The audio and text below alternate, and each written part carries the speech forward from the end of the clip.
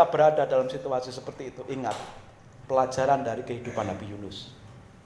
Dalam ketidakberdayaannya, berdoa, ingat Tuhan, bersyukur kepada Tuhan, punya keyakinan iman, Tuhan sudah menolongku.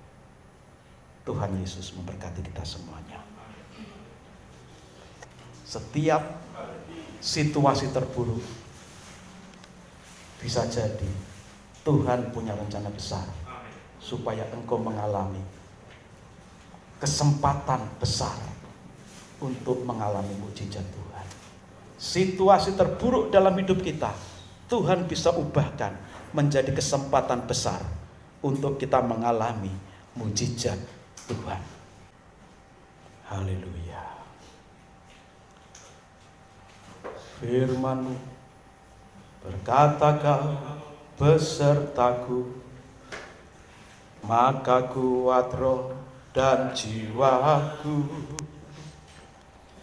Tangan-Mu Tuhan selalu ku nantikan, di setiap langkah ku percaya, dengan sayap-Mu ku akan terbang tinggi di tengah badai hidup.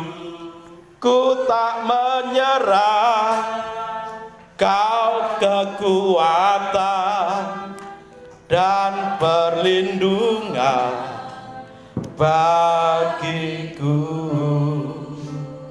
pertolonganku di tempat maha tinggi. Ku mengangkat tanganku, aku berserah, Kau ku nantikan, Kau yang ku sembah, Yesusku, Rajaku. Haleluya. Haleluya. Puji Tuhan, mari kita buka Alkitab kita dari kitab Yunus pasal 2 ayat 1 sampai ayat yang ke-10. Sidang jemaat yang dikasihi Tuhan Yesus Kristus, tema dari firman Tuhan pada pagi ini yaitu selamat dari situasi terburuk. Selamat dari situasi terburuk. Saudara, di antara kita mungkin pernah mengalami situasi yang secara manusiawi itu situasi yang sangat-sangat buruk, sangat-sangat tidak enak. Situasi terjepit, tidak berdaya.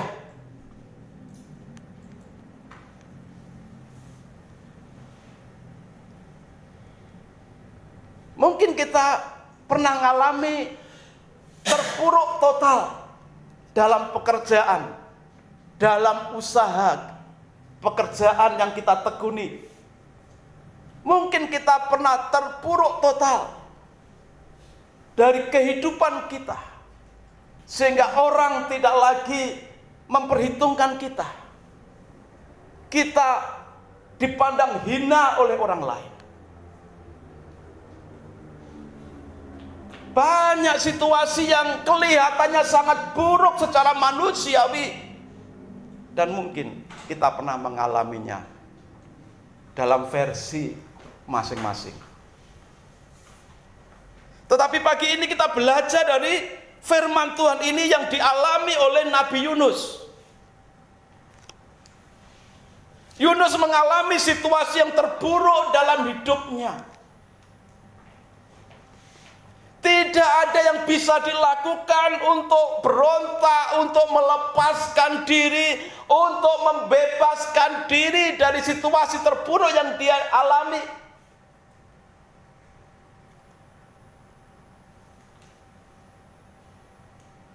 Dan mungkin di antara kita dan di antara manusia yang ada belum pernah mengalami seperti Yunus alami. Di dalam pasal 1 ayat yang ke-17 dikatakan, maka atas penetapan Tuhan datanglah seekor ikan besar yang menelan Yunus Dan Yunus tinggal dalam perut ikan itu 3 hari 3 malam lamanya. Yunus mengalami situasi terburuk dalam kehidupannya, tinggal di perut ikan 3 hari 3 malam lamanya. Kalau tinggal dalam satu rumah atau mungkin dalam satu ruangan yang sempit, masih bisa berjalan-jalan, masih bisa bernapas dengan leluasa, masih enak walaupun mungkin tidak ada makanan. Tetapi apa yang dialami Yunus ini tinggal di perut ikan.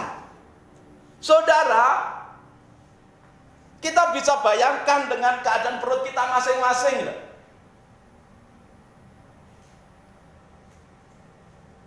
Makanan yang sekeras apapun yang berhasil masuk di perut kita akan keluar dengan lunak. Karena di perut manusia atau di perut makhluk hidup itu ada semacam zat yang bisa menghancurkan apapun yang masuk ke situ.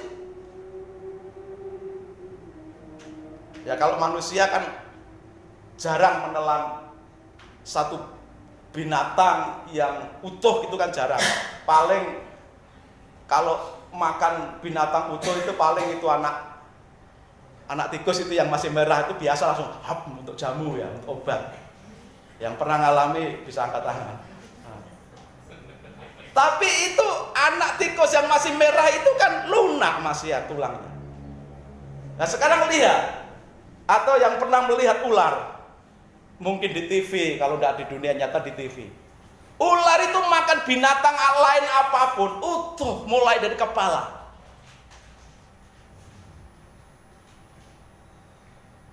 Utuh dimakan.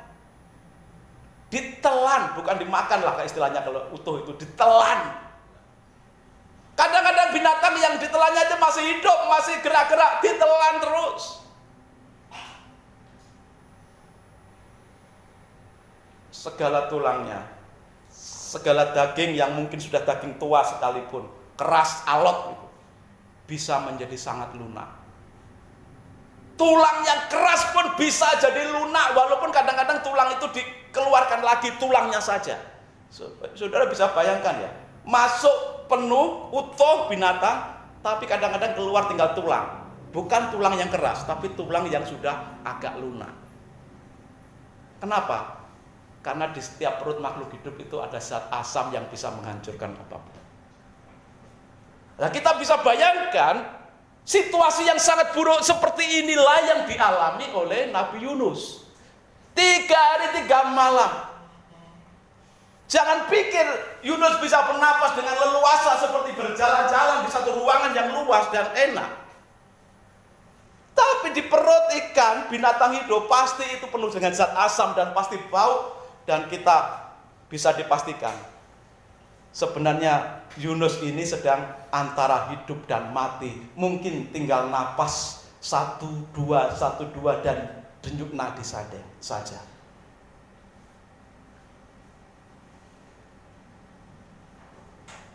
Dalam situasi yang begitu sangat buruk yang dialami oleh Yunus, dengan keadaan yang betul-betul sudah lemah, tidak berdaya, tinggal nadi yang sudah lemah, pergerakan nadinya, denyut nadinya, dan nafas yang tinggal 1, 2, tidak lancar lagi.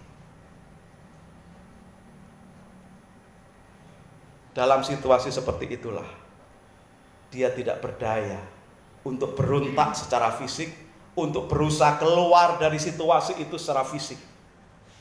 Apa yang dilakukan oleh Yunus? Ini kita akan pelajari. Jika saudara mengalami situasi yang mungkin sangat buruk, mungkin tidak se-ekstrim seperti yang dialami oleh Yunus, saudara bisa belajar, kita bisa belajar dari apa yang dilakukan oleh Yunus supaya bisa selamat dari situasi yang sangat buruk dalam kehidupannya. Apa yang dialami oleh Yunus? Apa yang dilakukan oleh Yunus untuk bisa keluar dari situasi terburuk itu? Dan bagaimana jika kita menghadapi itu? Apa yang akan kita lakukan? Yunus dengan jelas dikatakan dalam pembacaan kita tadi, di ayat 1 dikatakan, berdoalah Yunus kepada Tuhan Allahnya dari dalam perut ikan itu. Berdoa tidak dari dalam ruangan ber-AC, tapi berdoa dari dalam ruangan yang pengap, yang kecut, yang membuat dia sangat menderita. Ruangan perut ikan. Situasi yang sangat tidak enak. Dia masih bisa berdoa. Mungkin dia sambil telentang karena memang sudah keadaan tubuhnya sudah sangat lemas. Mungkin dia tidak ambil sikap berdoa, lipat tangan atau berlutut atau sambil berdiri dan menadahkan tangan. Saya yakin situasi semacam itu, yang situasi-situasi yang seharusnya sebagaimana orang harus berdoa, sikap orang berdoa, itu mungkin tidak akan dialami oleh Yunus. Yunus pasti sudah sangat lemah, dan dia hanya bisa berdoa dari dalam hati.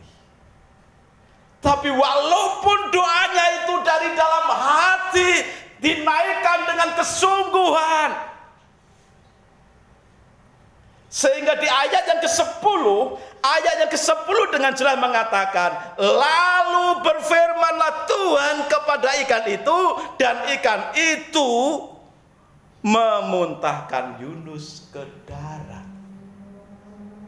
Saudara, doa yang hanya 9 ayat ini, bukan hanya 9 ayat, 8 ayat, doanya hanya 8 ayat.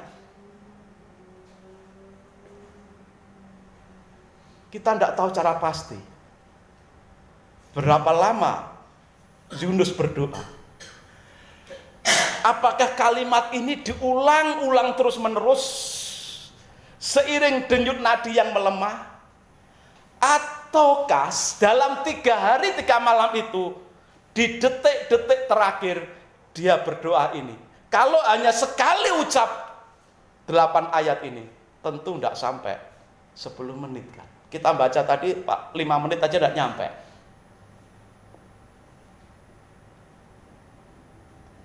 Doa yang sangat sederhana dalam situasi yang sangat buruk dilakukan dengan tidak memakai sikap doa yang formal. Karena situasi dan kondisi. Tetapi doanya dokter. Tuhan menjawab di ayat 10, Tuhan perintahkan ikan itu untuk memuntahkan Yunus ke darat. Yunus pada akhirnya selamat dari situasi yang sangat buruk yang dialaminya.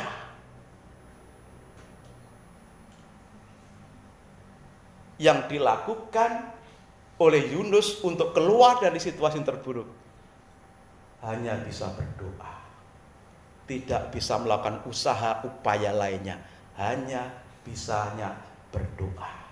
Berdoa pun tidak dengan sikap yang seharusnya, karena memang situasi.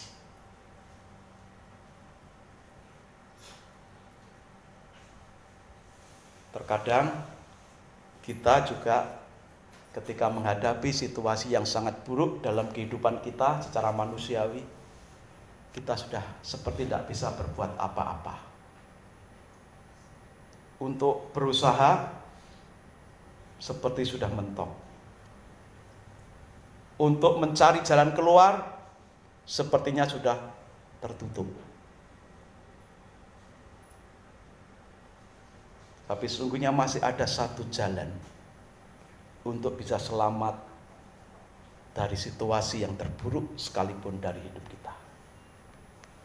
Berdoa.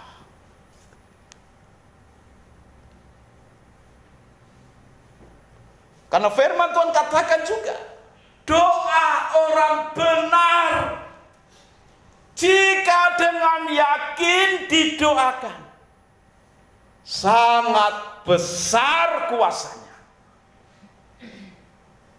Doa orang benar dengan yakin didoakan, sangat besar kuasanya. Walaupun diucapkan hanya dengan keluhan-keluhan dalam hati yang tidak bisa diperkatakan dengan mulut, tapi hanya ada dalam batin saja. Tapi kalau hidupmu benar dan berdoa dengan keyakinan, dengan iman, maka besar kuasa doamu. Dan kunci untuk kita bisa lepas keluar dari situasi terburuk, memang doa itu pegang peranan yang sangat penting. Doa seperti apa yang dilakukan oleh Yunus? Di dalam ayat 2 dikatakan, dalam kesusahanku aku berseru kepada Tuhan, dan Ia menjawab aku. Dari tengah-tengah dunia orang mati, aku berteriak dan Kau dengarkan suaraku. Saudara, siapa yang bisa mendengar seruan dan teriakan seorang yang bernama Yunus kalau dia ada di dasar samudra, di dalam perut ikan?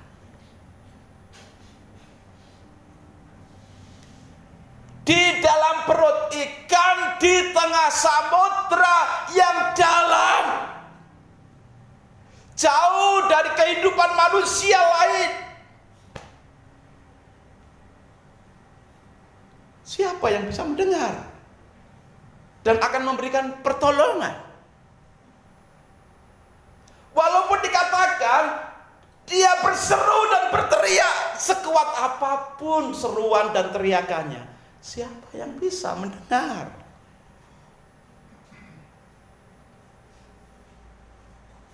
Kalaupun ini dikatakan aku berseru dan aku berteriak, saudara bisa bayangkan, seperti saudara sedang di dalam air, ya, lagi menyelam di dalam air, lalu membuka mulut untuk berteriak manggil, "Oh, aku." Bisa nggak berteriak? Nggak akan bisa. Sebelum ngomong keluar suara, air sudah masuk. Ini situasi dalam perut ikan. Kurang lebih seperti itu. Teriakan dan seruannya tentu tidak ada suaranya, karena teriakan dan seruannya itu hanya suara batin yang berseru kepada Tuhan. Manusia tidak ada yang bisa mendengar. Telinga yang double 2 juga tidak bisa mendengar, tapi Tuhan bisa mendengar. Saudara, tidak mungkin teriakanmu, seruanmu di saat Anda mengalami situasi yang terburuk dalam hidupmu, manusia tidak bisa mendengarkan. Tapi yakinlah, seperti halnya Yunus, seruan dan teriakan yang hanya di dalam batin itu, Tuhan mampu dengar. Tuhan dengar. Maka jangan jemu-jemu berdoa, jangan jemu-jemu berseru kepada Tuhan, walaupun itu hanya dalam suara batinmu. Karena Roh Kudus, firman Tuhan katakan, akan membantu engkau berdoa dengan keluhan-keluhan yang tidak terucapkan dengan kata-kata di mulut. Maka apapun pergumulan hidupmu, seberat apapun, seburuk apapun, tetaplah berdoa. Kalau tidak bisa berkata-kata dengan suara keras, berkatalah di dalam batinmu. Karena Roh Kudus akan membantumu berseru, berteriak kepada Tuhan. Dan betul, Tuhan mendengarkan. Sehingga Tuhan jawab di ayat ke-10. Ikan itu diperintahkan Tuhan memuntahkan Yunus. Ayat kedua, setelah Yunus berseru dan berteriak dengan suara batinnya, Ayatnya ke-7. Ketika jiwaku letih lesu di dalam aku, teringatlah aku kepada Tuhan, dan sampailah doaku kepadamu ke dalam bait-Mu yang kudus. Ingat Tuhan. Ingat ada Tuhan. Ingat masih ada Tuhan yang punya telinga selalu dipasang untuk mendengarkan doa-doamu. Walaupun dikatakan jiwaku letih lesu di dalam aku. Apa sih arti ketika jiwaku letih lesu dalam aku? Artinya bahwa Yunus sudah putus pengharapan. Tidak mungkin aku bisa selamat. Tidak ada kemungkinan Yunus bisa selamat menurut akal manusia. Sebab itu Yunus berkata di dalam doanya, ketika jiwaku letih lesu di dalam aku. Ketika secara manusiawi tidak ada harapan untuk aku bisa selamat. Teringatlah aku kepada Tuhan, dan sampailah doaku kepadamu ke dalam bait-Mu yang kudus. Orang lain mungkin akan menilai situasi kita, tidak ada harapan. Orang lain mungkin akan menilai kita, wah kamu sudah parah, ini tidak bisa lagi ditolong. Kamu tidak akan bisa bangkit lagi, kamu sudah terpuruk, ambruk. Tapi ingat, doa Yunus ini, ketika jiwaku letih lesu. Siapa yang pernah benar-benar mengalami dalam hidup ini sangat letih lesu, sepertinya tidak ada harapan lagi. Ketika hidupmu tidak ada harapan seperti yang dialami oleh Yunus, ingatlah, masih ada Tuhan yang bisa kau harapkan. Ingat masih ada Tuhan yang kau sembah. Ingat masih ada Tuhan Yesus. Yunus hanya berbekal, teringatlah aku kepada Tuhan dan berdoa. Lalu doaku sampai di bait-Nya. Itu sebabnya jangan lupakan Tuhan dalam hidupmu. Jangan lupakan Tuhan. Dalam situasi apapun, jangan lupakan Tuhan, tapi ingatlah Tuhan. Karena hanya dalam Tuhan,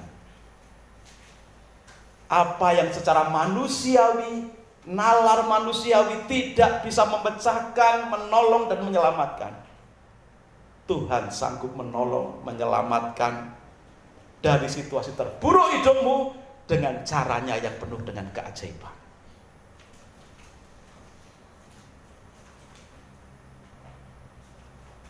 Tentu ikan yang menelan Yunus itu ikan yang besar. Sebesar apa sih badannya Yunus? Di sini yang paling besar ya Pak Agus. Kalau Pak Agus dimakan misalkan ikan paus yang gede satu rumah ini, apa sih artinya daging sebesar Pak Agus walaupun menurut ukuran kita sudah paling besar di sini? Tidak kenyang. Jadi kalaupun makan 10 sebesar Pak Agus ini, ikan paus mungkin masih kelaparan. Tapi uniknya, yang sebesar Pak Agus ini Yunus dimuntahkan. Seakan-akan dia sudah kenyang. Karena apa? Firman Tuhan katakan, Tuhan perintahkan. Lagu tadi bagus sekali ya. Kebaikan Tuhan itu lebih luas dari samudera. Betul. Kebaikan Tuhan lebih luas dari samudera. Walaupun Yunus masuk di perut ikan, ada di dalam dasar samudera, kebaikan Tuhan bisa menjangkau Yunus. Kebaikan Tuhan bisa perintahkan ikan untuk naik ke atas permukaan. Dan uniknya, begitu naik ke permukaan kok tidak di tengah samudera, kok minggir. di pinggiran pulau atau daratan, lalu dimuntahkan, wah, dilemparkan. Unik kan ya? Itulah kebaikan dan kebesaran Tuhan. Dari dasar samudra, di dalam perut ikan, bisa dibawa sampai ke daratan dengan caranya yang ajaib oleh Tuhan. Maka ingatlah Tuhan selalu, ya, situasi apapun yang menimpa hidupmu, ingat Tuhan Maha mendengar cerita hatimu. Yang ketiga, ayat yang ke-8. Mereka yang berpegang teguh pada berhala kesia-siaan, mereka lah yang meninggalkan Dia yang mengasihi mereka dengan setia. Yang ketiga ini, Yunus sadar sepenuhnya telah meninggalkan Tuhan, tapi dia memakai bahasa mereka yang berpegang teguh pada berhala kesia-siaan. Mereka lah yang meninggalkan Dia. Mereka siapa yang meninggalkan Dia? Bukankah Yunus sendiri yang meninggalkan Tuhan, yang begitu mengasihi Yunus?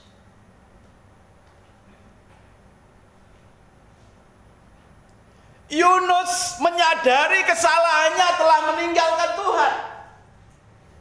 Saudara, kapan Yunus meninggalkan Tuhan? Di pasal 1 dikatakan, Yunus, bangunlah, bangkitlah, pergilah ke Niniwe. Tapi apa yang dilakukan oleh Yunus? Yunus ini seorang nabi, tapi nabi yang dablek, pemberontak. Yunus tidak pergi ke Niniwe, malah pergi ke Tarsis.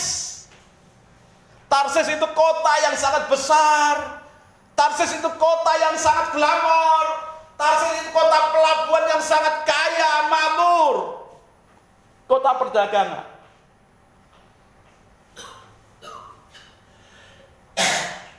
Yunus lebih memilih pergi ke tempat yang menyenangkan secara duniawi daripada melakukan perintah Tuhan untuk menyampaikan berita pertobatan kepada kota Niniwe.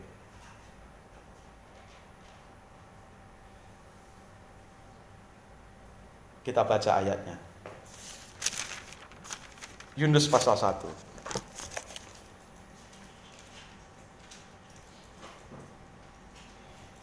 Datanglah firman Tuhan kepada Yunus bin Amitai demikian.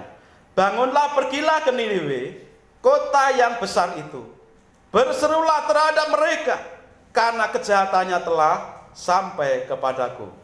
Tetapi Yunus bersiap untuk melarikan diri ke Tarsis. Jadi Yunus bersiap melarikan diri ke Tarsis, jauh dari hadapan Tuhan. Ia pergi ke Yafo dan mendapati di sana sebuah kapal yang akan berangkat ke Tarsis. Ia membayar biaya perjalanannya, lalu naik kapal itu untuk berlayar bersama-sama dengan mereka ke Tarsis, jauh dari hadapan Tuhan. Jadi sebenarnya Yunus sedang berbicara tentang dirinya sendiri dengan mengatakan mereka berpegang teguh pada berhala kesia-siaan, mereka meninggalkan Dia yang mengasihi mereka.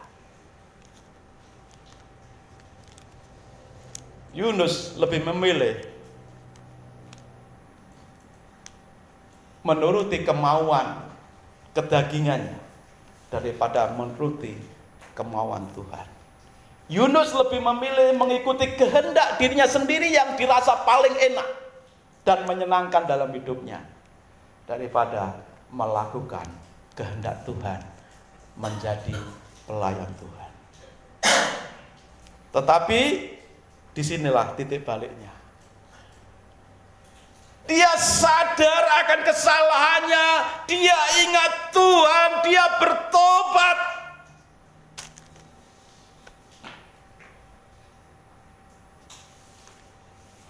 Sehingga pada akhirnya dia mengalami seperti dalam doa ini. Dalam situasi yang sangat buruk, untung dia masih ingat Tuhan dan menyadari bahwa dia sudah tinggalkan Tuhan. berpegang teguh pada berhala kesia-siaan dan meninggalkan Tuhan. Saudara, di zaman modern ini banyak berhala kesia-siaan yang membuat kita jauh dan tinggalkan Tuhan. Baik kita sadari atau tidak. Kadang-kadang kita merasa dekat dengan Tuhan, kadang-kadang kita merasa melayani Tuhan, kadang-kadang kita merasa setia ibadah, tapi padahal hati kita jauh dari Tuhan.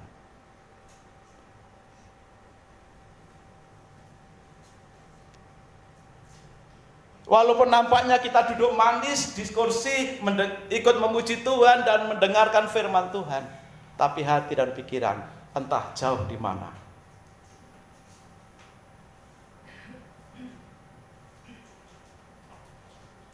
Kita ingat Elisa. Dia sudah berhasil mengalahkan nabi-nabi yang begitu banyak. Tapi pada akhirnya dia melarikan diri oleh karena satu perempuan Isabel dan bersembunyi dalam gua. Lalu Tuhan bertanya pada nabi itu, Elisa, ngapain kamu di sini? Aku sedang giat melayani Tuhan. Padahal dia sedang melarikan diri. Tapi pengakuannya, aku giat melayani Tuhan. Saudara, hari-hari ini apa dewa kesia-siaan yang begitu mengikat kita, walaupun seakan kita melayani, seakan kita setia beribadah, tapi padahal hati kita tidak fokus. Kita sebenarnya sudah meninggalkan Tuhan. Nah, situasi ini yang dialami oleh Yunus. Dia terpuruk, dia masuk di perut ikan, lalu di dalam dasar samudra. Itu bukan karena dia menginjil, bukan karena dia melayani Tuhan, tapi karena dia lari dari panggilan Tuhan, berarti karena dia berdosa di hadapan Tuhan. Saudara, situasi yang terburuk yang dialami Yunus jelas oleh kesalahan Yunus sendiri. Tapi terkadang Tuhan izinkan kita mengalami situasi yang sangat buruk dalam hidup kita secara manusiawi. Bukan karena kesalahan kita sendiri, tapi Tuhan izinkan itu terjadi dengan maksud dan tujuan tertentu yang dari Tuhan. Contohnya siapa? Ayub. Ayub mengalami situasi yang sangat buruk dalam hidupnya. Anak-anaknya mati semua. Harta bendanya habis. Tubuhnya penuh dengan luka, penuh dengan sakit. Istrinya meninggalkan dia.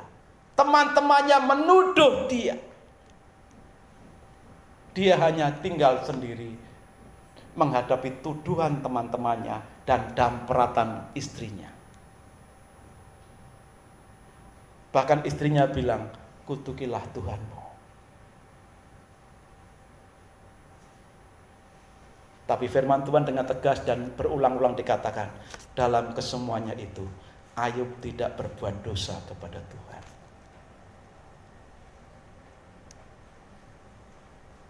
Situasi terburuk mungkin terjadi karena kesalahan, karena dosanya seperti yang dialami oleh Yunus.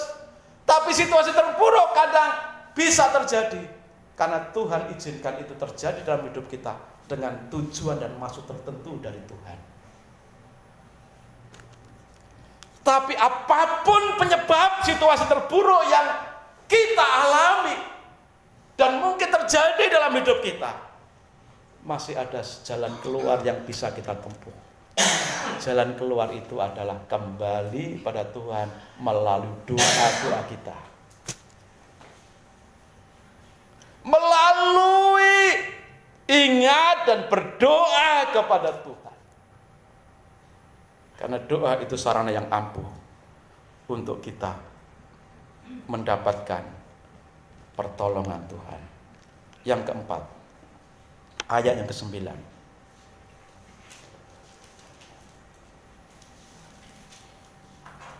Tetapi aku dengan ucapan syukur akan kupersembahkan korban kepadamu. Apa yang kunazarkan akan kubayar.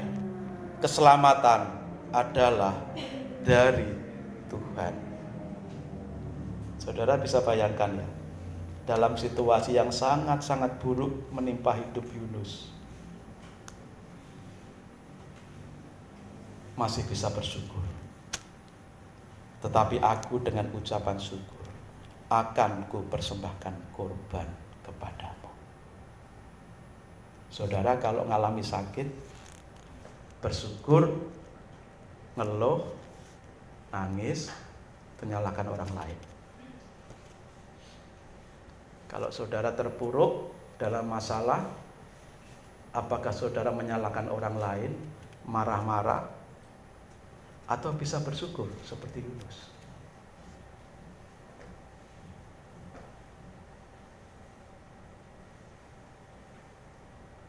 Dalam titik terendah hidupnya,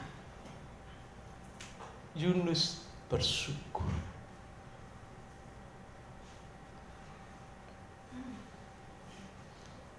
Misalkan begitu kecelakaan, brok, haleluya, terima kasih Tuhan. Lalu didengarkan orang lain, gendeng. Kecelakaan kok terima kasih.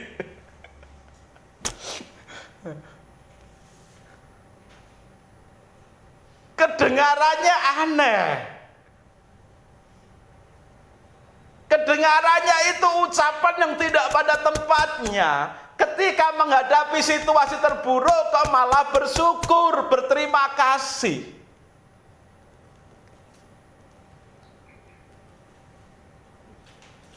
Tetapi justru ini menjadi sarana untuk Yunus mengalami sesuatu yang luar biasa. Dengan bersyukur ku hadapi semua. Dengan bersyukur semua berlalu. Gunung-gunung persoalan, gunung-gunung pencobaan. Dengan bersyukur semua berlalu. Amin, saudara.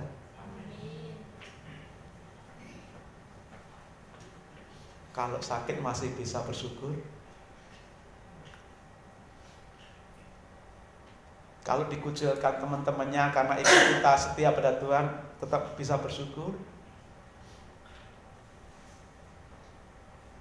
Bersyukur itu penting untuk kita. Paulus dan Silas ketika di penjara, ditangkap, disiksa dan dipenjara, ditempatkan di tengah-tengah penjara dengan double kunci pintu, lalu dia dipasung, sudah dipasung tangannya juga diikat lagi. Tapi tengah malam Paulus dan Silas memuji Tuhan dan berdoa. Hasilnya apa? Seluruh penjara itu seperti ada gempa. Gempa lokal, hanya khusus penjara itu. Semua pintu-pintu penjara, gembok-gembok penjara lepas. Dan banyak tawanannya pergi. Bukan hanya gembok pintu penjara yang lepas, tetapi pasung dan semua rantai-rantai yang mengikat Paulus dan Silas pun bisa lepas. Ini gempa macam apa yang sampai bisa melepaskan rantai yang digembok, pasungan yang digembok? Ini gempa macam apa? Ini gempa Allah Tuhan yang sedang menyatakan kuasanya yang dahsyat. Hanya dengan pujian di tengah malam. Saudara, ayo belajar memuji Tuhan di tengah malam. Seruanmu akan didengar oleh Tuhan. Di saat orang lain sedang menikmati tidur nyenyak, ayo bangun berdoa memuji Tuhan. Kuasa yang dahsyat akan mengalir di sini. Dalam 2 Korintus 1 ayat 10, ini pengalaman Rasul Paulus, saudara.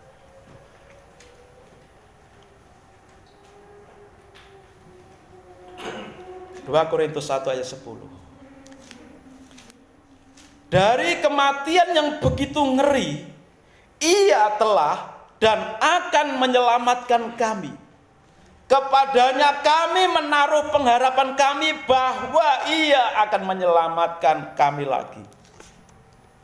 Paulus dalam pelayanan penginjilan mengalami masa-masa sulit tidak terhitung. Disiksa, dipukul, dicambuk, karam, terombang-ambing di tengah lautan, ya, diadu dengan binatang buas, dikeroyok, dirajam dengan batu. Tapi dari setiap kejadian yang sangat buruk yang dialami Paulus, dia punya keyakinan iman. Dari kematian yang begitu ngeri, Yesus telah dan akan menyelamatkan kami. Kepada Yesus kami menaruh pengharapan kami bahwa Ia akan menyelamatkan kami lagi. Saudara, sebagai orang percaya kita harus punya keyakinan iman yang kokoh seperti ini, bahwa Tuhan sanggup menyelamatkan kita dari situasi seburuk apapun. Dan yang unik dari doa Yunus di ayat 9 tadi, kalimat terakhir, keselamatan adalah dari Tuhan.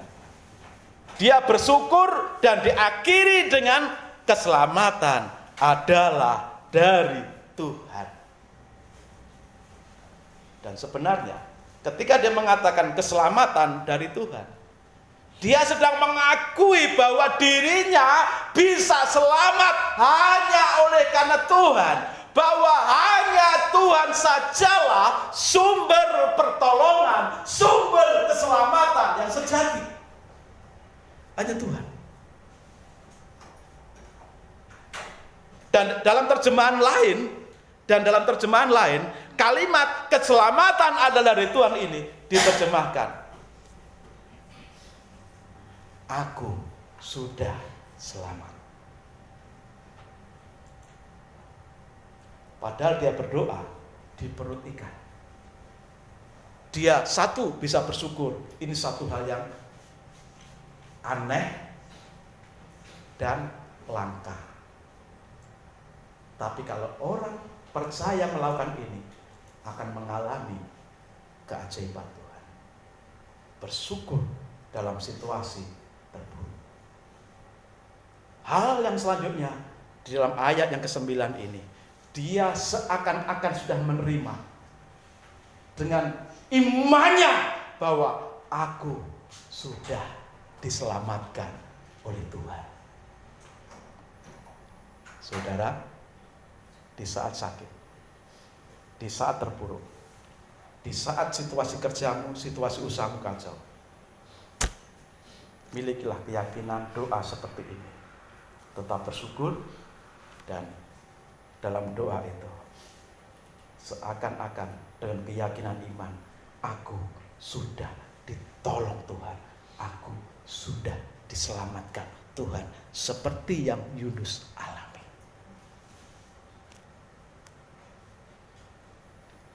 Kita mencari kemana-mana susah, ke gunung tinggi ku naik mencari damai, ke lembah curam ku turun mencari damai. Tapi akhirnya damai tiada ku dapati juga, kecuali hanya di dalam siapa? Nama siapa? Yesus Tuhan. Dalam nama Yesus Tuhan yang kusebut. Bahkan firman Tuhan berkali-kali katakan, jika aku berdoa, percayalah engkau sudah menerimanya. Dalam situasi terburuk apapun, dalam doamu bersyukur dan percayalah engkau sudah menerima pertolongan Tuhan. Dan itu akan terjadi dalam hidupmu. Sehingga ayat 10 betul-betul langsung ditutup, ayat pasal 2 ayat 10 menutup doa itu dengan penjelasan. Firmanlah Tuhan kepada ikan itu, dan ikan itu pun memuntahkan Yunus ke darat. Kadang hal yang tidak masuk akal itu kita bisa alami. Hal yang tidak masuk di nalar kita bisa kita alami. Seperti apa yang Yunus alami. Dia bisa selamat dari situasi terburuk dalam hidupnya dengan cara berdoa. Dan doanya begitu sederhana. Sikap doanya pun tidak formal karena situasi tidak memungkinkan. Tapi yang doa dinaikkan dengan ketulusan, kesungguhan hati, penuh penyesalan dan penuh iman. Kuasanya besar sekali. Terlalu mudah Tuhan untuk bisa menolong siapapun dalam situasi seburuk apapun. Saudara, saya bisa bersaksi tentang kehidupan saya sendiri. Nama selamat ya, berkali-kali saya ceritakan. Nama selamat ini bukan muncul begitu saja. Tapi karena saat kecil saya sudah dianggap game tutup. Maka ketika saya bisa bernapas lagi, dinamakan selamat. Bukan dengan tangan dokter, tapi dengan nama Yesus. Dan saya masih ingat setelah itu, saya lupa umur berapa, tapi saya masih ingat peristiwa itu. Saya sakit gak sembuh-sembuh, perut besar, badan kurus, gak bisa makan, perutnya besar, badannya kurus, tinggal tulang dan daging, mencret terus. Dan kesembuhannya pun sangat sederhana. Jauh dari rumah sakit, jauh dari puskesmas, jauh dari mantri kesehatan. Kesembuhannya dengan cara Tuhan. Iya. Godong telo rambat daun ubi jalan itu. Cuma direbus, dengan itu dikasih makan ke saya. Dan ternyata begitu melihat itu kok saya waktu itu tertarik pengen makan. 1 hari besoknya sudah sembuh. Bisa makan enak, tidak mencret lagi, dan terus bisa makan enak. Kesembuhan, walaupun jauh dari medis, Tuhan bisa memakai cara yang sangat sederhana dan tidak masuk akal. Bisa dipakai untuk menolong. Saya ingat persis lagi setelah sekolah Alkitab di Surabaya, kembali ke kampung, ya.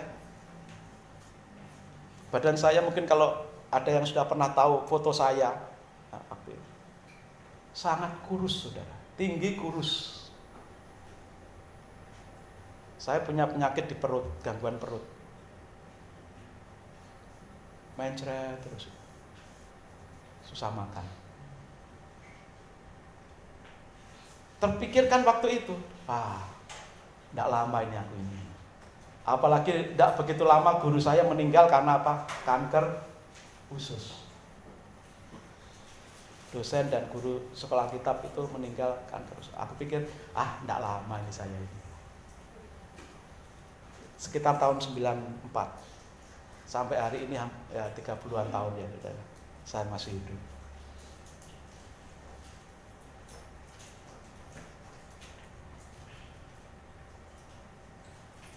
Saya juga mungkin masih ingat, mungkin 3 tahun yang lalu ya, ketika saya ke Surabaya, diajak Pak Harjo untuk periksa mata. Bahwa ternyata dokter spesialis yang waktu itu perkiraan Pak Harjo, dengan di laser mata saya bisa kembali normal. Tapi ternyata nyampe di dokter itu, ini dokter senior di Surabaya, di rumah sakit yang paling terkenal di Surabaya, termasuk rumah sakit mahal, sudah tidak bisa ditolong. Kalaupun bisa harus cangkok mata ini, karena memang tidak bisa diperbaiki lagi. Sejak saat itu, saudara, berapa tahun sampai hari ini? Mungkin 3 tahun ya, masih ingat semua. Dan sekarang malah bisa baca Alkitab biasa, saudara.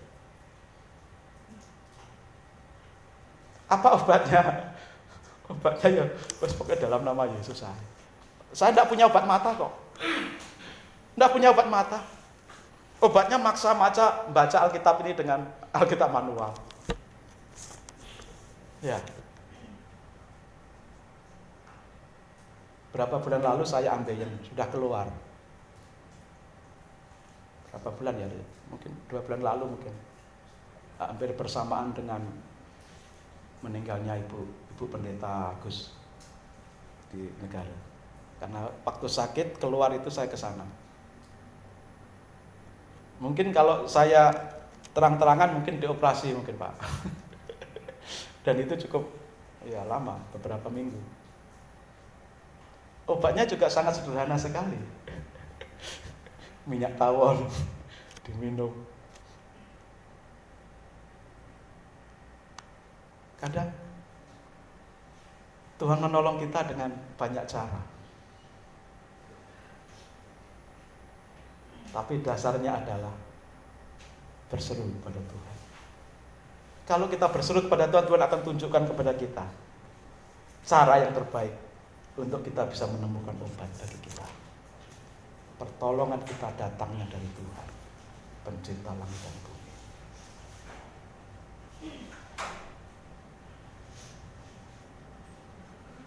Walaupun saya divonis buta, walaupun ya mungkin kalau ambeien itu diperiksakan mungkin harus operasi, tapi realitasnya akan sampai hari ini saya masih bisa berdiri di depan saudara.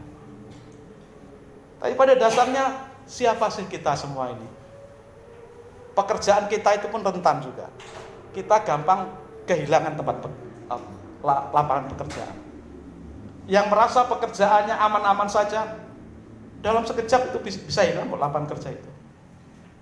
Saudara buka usaha kelihatannya sukses hari ini, rentan juga untuk bangkrut juga, terpuruk. Yang merasa sehat-sehat hari ini juga belum tentu, karena tidak tahu apa yang terjadi dengan diri kita, perut kita. Hanya Tuhan yang tahu.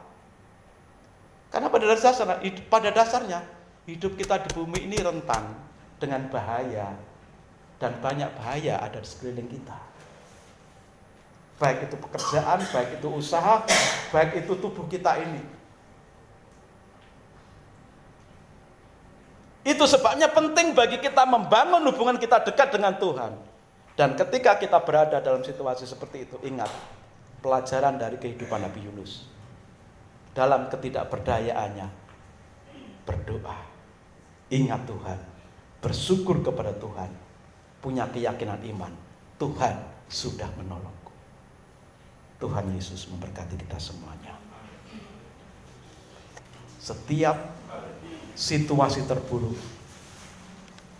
bisa jadi Tuhan punya rencana besar supaya engkau mengalami kesempatan besar untuk mengalami mukjizat Tuhan. Situasi terburuk dalam hidup kita Tuhan bisa ubahkan menjadi kesempatan besar untuk kita mengalami mukjizat Tuhan. Haleluya. Firman-Mu berkata, Kau besertaku, maka kuat roh dan jiwaku. Tangan-Mu Tuhan selalu ku nantikan, di setiap langkah ku percaya, dengan sayap-Mu ku akan terbang tinggi di tengah badai hidup. Ku tak menyerah, Kau kekuatan dan perlindungan bagiku, pertolonganku di tempat maha tinggi. Ku mengangkat tanganku, aku berserah, Kau ku nantikan, Kau yang ku sembah, Yesusku, Rajaku. Firman-Mu berkata,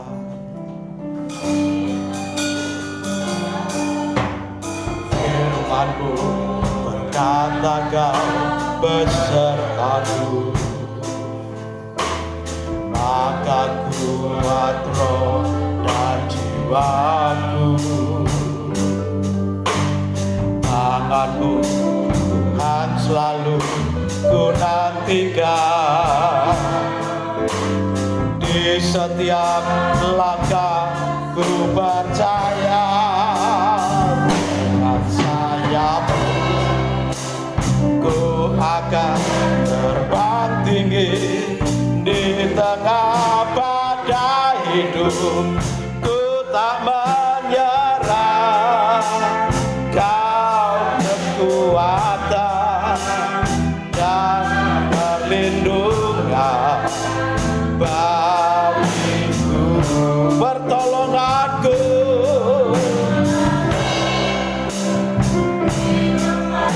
Maha tinggi ku mengangkat tanganku, aku berserah.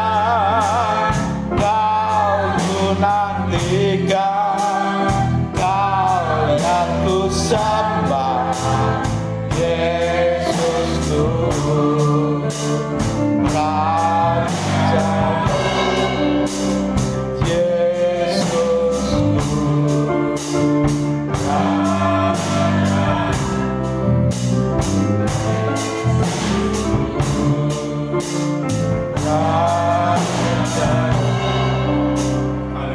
Betul Tuhan, dalam situasi sesulit dan seburuk apapun secara manusiawi, ajar kami untuk percaya kepadamu, ajar kami untuk bersyukur selalu kepadamu, ajar kami untuk selalu mengingat Engkau, ajar kami untuk selalu berseru, berteriak di dalam doa-doa kami. Karena Tuhan mau membuat setiap situasi terburuk seperti apapun, Tuhan mampu ubahkan. Untuk setiap kami mengalami kesempatan terbaik dari Tuhan, kesempatan terbaik untuk mengalami kebaikan Tuhan, mengalami mukjizat Tuhan, mengalami kuasa Tuhan dinyatakan dalam hidup kami. Yang sakit dijamah disembuhkan, yang menghadapi masalah dalam pekerjaan dan usaha, Tuhan terus bekerja dan menolong. Tuhan menyatakan kuasa-Mu di tengah-tengah umat-Mu di tempat ini, menjadi sumber jawaban yang dibutuhkan. Seperti Yunus mengakui, aku sudah diselamatkan Tuhan. Biarlah keyakinan ini tertanam dalam hati umat-Mu ya Tuhan. Setiap kami boleh mempercayai sepenuhnya bahwa Tuhan tidak pernah merancangkan kecelakaan atau bencana, tapi setiap apapun yang Tuhan izinkan terjadi dalam hidup kami, Tuhan pasti punya rencana terbaik untuk hidup kami. Hanya saja kami belum bisa menyelami dari setiap rencana Tuhan dari awal sampai pada akhirnya. Tetapi satu hal Tuhan, saat ini kami bisa belajar bagaimana kami bisa selamat dan tertolong dari situasi yang terburuk dalam kehidupan kami, hanya dengan mengandalkan Tuhan, hanya dengan percaya kepada kuasa Tuhan yang ampuh, yang dahsyat di dalam nama Yesus Kristus. Kami